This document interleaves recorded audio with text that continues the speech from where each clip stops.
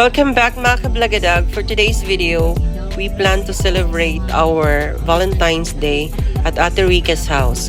So we decided to go to fish market to buy some for dinner tonight. So andito na nga kami sa Alhale, medyo malapit lang to sa bahay nila Ate Rica.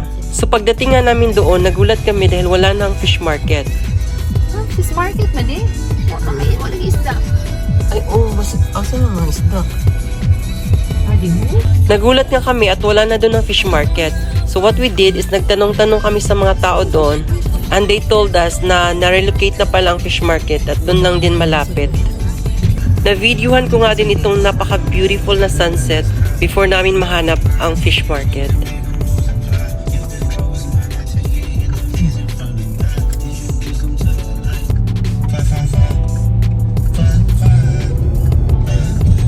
Finally, nakita na din namin kung saan na na-relocate ang fish market at ito na nga, napaka-fresh ng mga isda nila.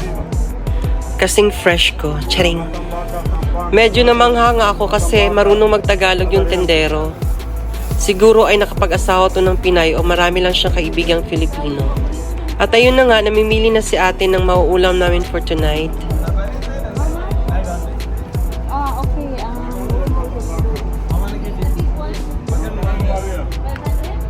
Okay.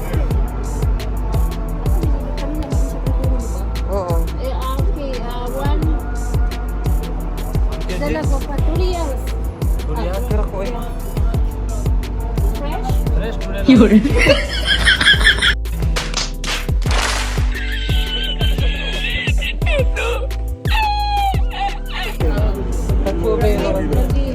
Bumili nga kami ng 2 kilo ng isda na yan at 1 kilo ng bangus. Sobrang fresh nga ng mga isda nila dito at maraming mapagpipilian. Tapos ilang mga isda, no?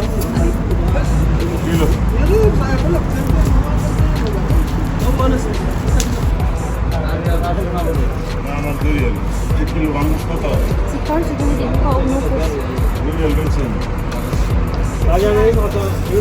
Ito ipaksiw! Gan. Magpaksiw, magprito. Ilan kita sa Baliktad. kamatis? Ito rin dyan na din.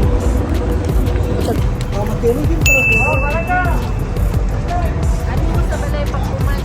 Kuhaan pa mag-karaoke. Ito may kuhaan kami.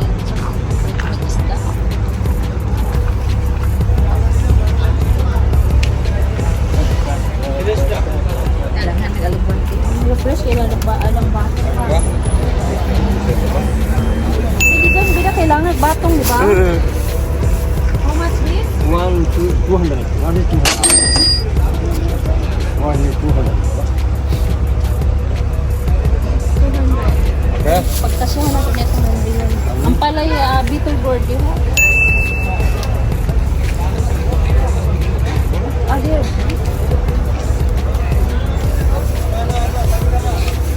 How much this?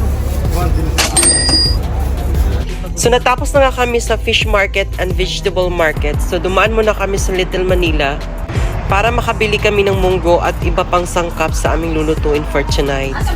Marami nga silang mapagpipilian dito ng mga product na galing pa sa Pilipinas na na-miss nyo. Sigurong kalayo din. Mag-karaoke mi, mag-munggos mi, mag-usakay tagparin, pritong isda. Prito. Wala may munggos. May munggo kayo kuya? Munggo, yung... Hindi yung mismong... dito pala.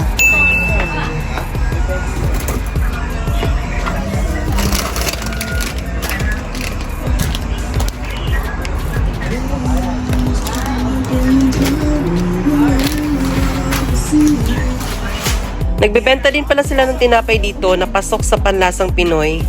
Na-feature ko nga ang buong tindahan ng Little Manila. Little Manila, Bikini Maine. Oh my God! Wow! So ayun na nga at binayaran na namin ang mga napili namin.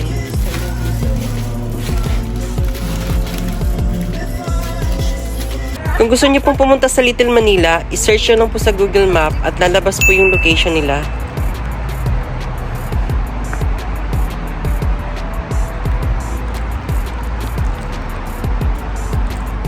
So dumating na nga kami sa bahay at ito na yung mga nabili namin.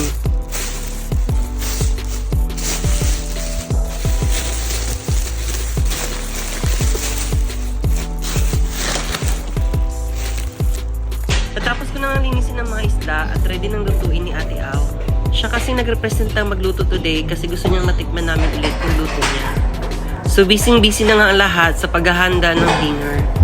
Sinimulan ko na nga ding ikat ang lahat ng mga vegetables na kailangan namin sa pagluluto. So, ayun na nga, sinimulan na ni Ate Ao lutuin ang mga ulam for tonight. Inuna na nga niya ang sinigang na bangos kasi mas matagal lutuin. Tumulong na nga ako sa pagpiprito ng isda para mas mabilis yung pagluluto namin.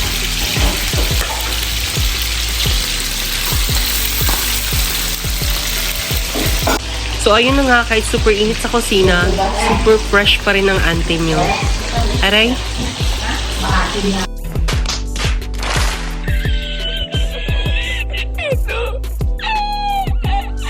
Chinek ko na nga yung mga niluto namin para maihain na.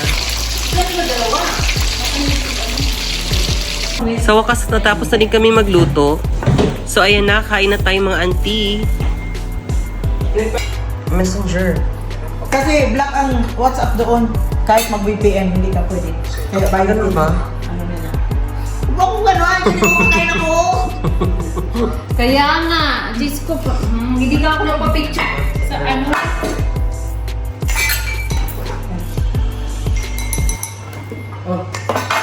So, ayan na nga, at ready na kami for our dinner. Thank you for watching, guys. Like, comment, and subscribe to my channel.